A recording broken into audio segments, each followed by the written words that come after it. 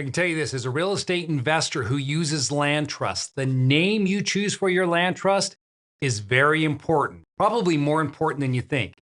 You see, the name might seem like a minor detail, but it's actually a crucial step in protecting your privacy, your assets, and actually getting the deal done. So, in this video, what I'm going to do is I'm going to guide you through the process of naming your land trust effectively.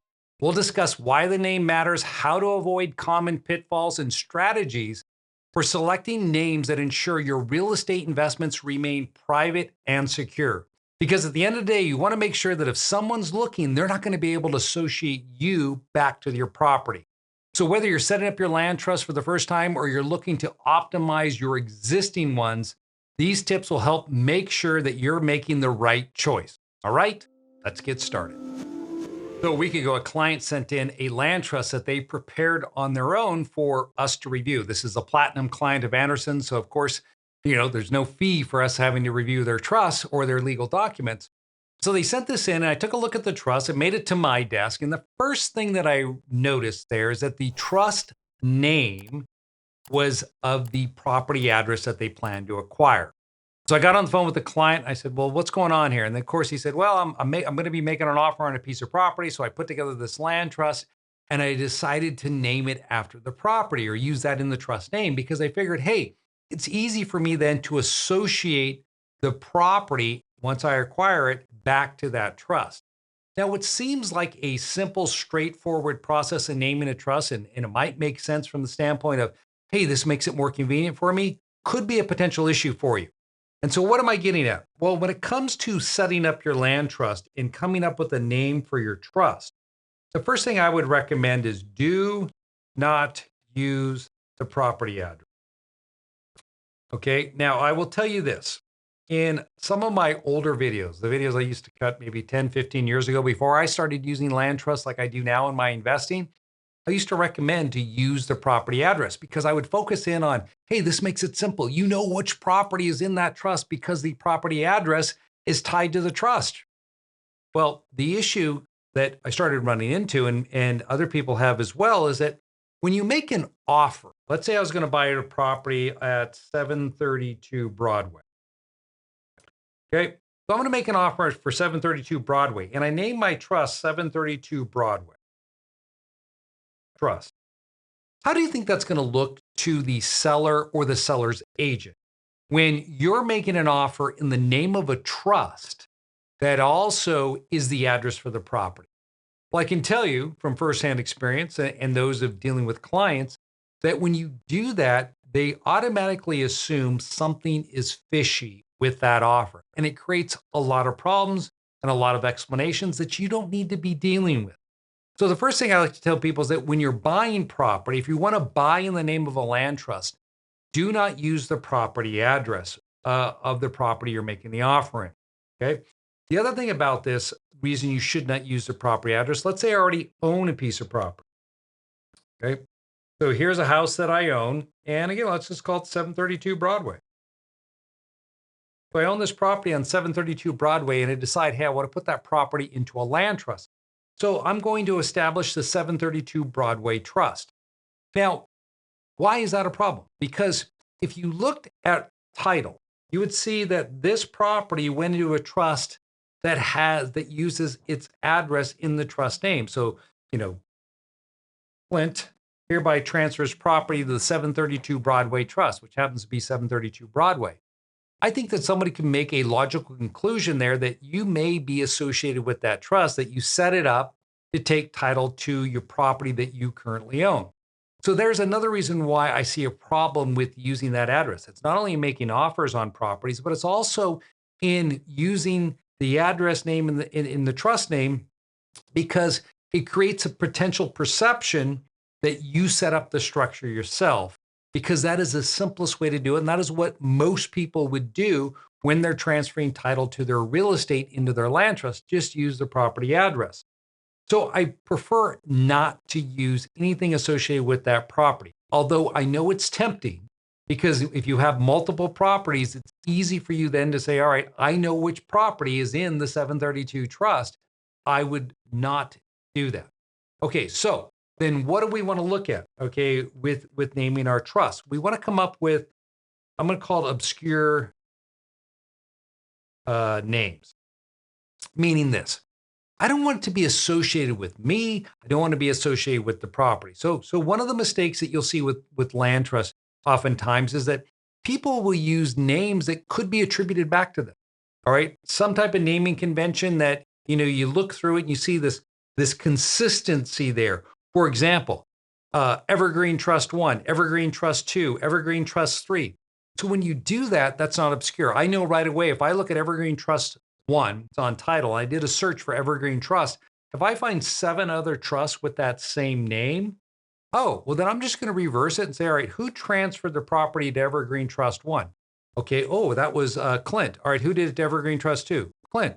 Oh, this is interesting. Oh, I see Clint set up all these trusts and now he's moving his property into the trust name. So again, you're tying yourself back to that actual process. What you want to do is make it appear as if you sold the property to an investor, right? You don't want it tied back to you. So by naming the trust the same or very similar in nature, you're creating that perception there with these land trusts. So choose obscure names. Do not use the same naming convention. Maybe you got the Evergreen Trust on one of them, and then on the second one, it's going to be the Brown Bear Trust on that. And so you just keep coming up with different names that have no relation to one another when you're naming these land trusts. Okay, so the third thing about naming trusts, keep it short. So when you're setting up your trust, there's a tendency sometimes I'll look at trusts where people will create land trusts and they have 15 different words in the name of their trust. The bountiful and beautiful existential trust agreement. No, keep it really simple. The 6 ways trust, something like that. Now, why am I telling you this? Because when you have to sign documents, that trust name must be included on the signature block for anything that you're signing. And the longer you make it, the more opportunity there is, A, to screw up, or B, you run out of room. And if you have to manually or physically write it out, I was doing a closing one time for a client, for example, and we were closing in the trust. I was the nominee trustee, so I was signing off on all the trust documents for this particular closing. Well, the title company we're working for required that I write in the trust name. So I had to write in Clint Coons, trustee of the trust name, and then I would have to write in my name and then do it in longhand as well to boot, and then sign. Well, that trust, all right, that I was signing for, and there were multiple pages here, there were 6 words in that trust name. And so just think of how many times I had to write that out. I actually got a hand cramp by the time I was finished with it. And the worst part about it is the notary did it wrong, so we had to redo the entire thing. So keep it short. I think that's a great way to set up the trust names. Always keep them short. And again, keep them obscure. Somebody asked me not too long ago, can I use numbers in a trust name? Absolutely, you can use numbers. You can call it the 1763 trust. That works as well. Okay, you do not always have to use words in your trust.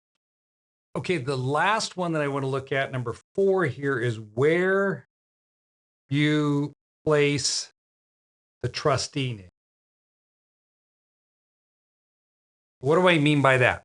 Well, when you're transferring title into the name of a trust, you'll either do it as follows. Clint Coons, trustee of the blank trust, dated X, Y, and Z. Now, when you title it in this manner, this is the way you set up your trust with the trustee name first. Then when the document records, it'll record with the trustee's name listed first, just like I showed you.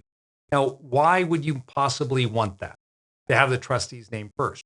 Well, let's say you're buying property subject to, and I'm going to keep the seller on title or on that trust as the initial trustee, and then the seller's going to resign. And the reason I'm doing that is I don't want the lender to know that title has been transferred to me. So I want to make sure that when I'm creating that trust, that I have that seller's name there. For example, maybe the name is Jake. I'd put Jake as trustee of the 1412 trust. Because if the bank looks, I want them to still see Jake's name right away so they don't get suspicious that possibly Jake sold that property to an investor and then the lender calls in the note. Whereas if I adopted the other process of creating or titling our trust, where you put the trust name first, so maybe it's a 1465 trust dated March 2nd, 2024, Clint, Coons, trustee, then when they look on title, they're not going to see Jake's name. And if Jake has been in a situation where he was behind on his mortgage for a while there, behind on the property taxes, they might possibly get suspicious about this. So I'll put the trustee name first in that scenario. Now, another scenario in which I would do this is if I'm using a nominee trustee. For example, on the trust that I sign where I'm listed as a trustee, it'll say Clint Coons, Esquire, trustee of the trust name. It's intentional. We put my name first most of the time because we want third parties who look at title to automatically see there's an attorney up there, right? Clint Coons is up there. So they're not thinking of the client any longer. They're thinking of me as a potential owner of the property. That is intentional. I do not want them to look for our client. I want them to think that I'm the real estate investor or I'm the attorney and I'm holding title to this asset. So if you're not using an individual or an attorney as your nominee trustee, maybe you're using your limited liability company and your LLC is on 6 trusts in a particular county. In that case, you may want to move it to the back like I have here. Now, why did I say LLC? Because, when you're using a nominee trustee or individual, there's a different perception. Okay. If it's an attorney, well, the attorneys do this stuff all the time. But if somebody sees this structure here, 1465 trust dated big boy LLC trustee, and then they look further, they look on title and they see another trust set up where it's the Evergreen Trust.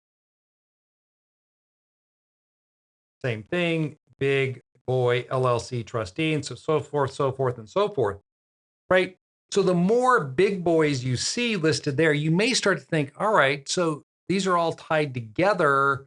Whoever set up the big boy is the one that is involved with all of these properties. And if you have this thing set up first in title, they're going to see that. They would see big boy owns all these deals. Whereas if we do it the way I just described, they're always going to see the trust name first.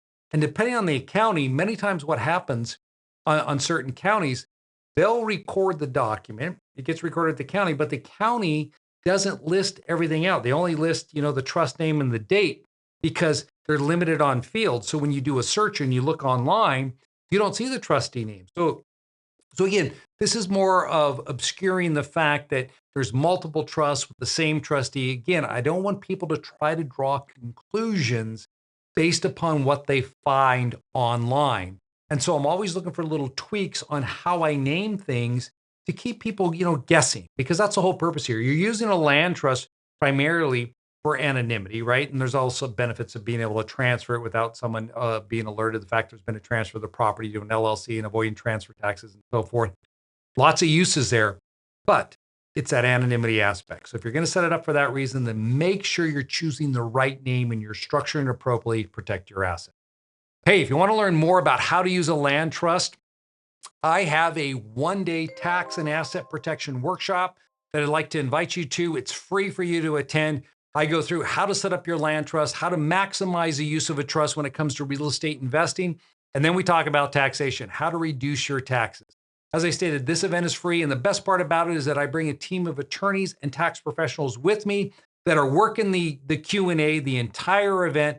We typically answer about 1,400 questions because this is a complex area. A lot of people try to make it seem simple, but there are nuances when it comes to investing. And so by coming to this event, not only are you going to learn the latest strategies that we're using for our clients, but you're also going to use how to apply them to your individual situation. Hey, take advantage of it. I guarantee you'll leave there in a better position when you're started. I look forward to seeing you on the event.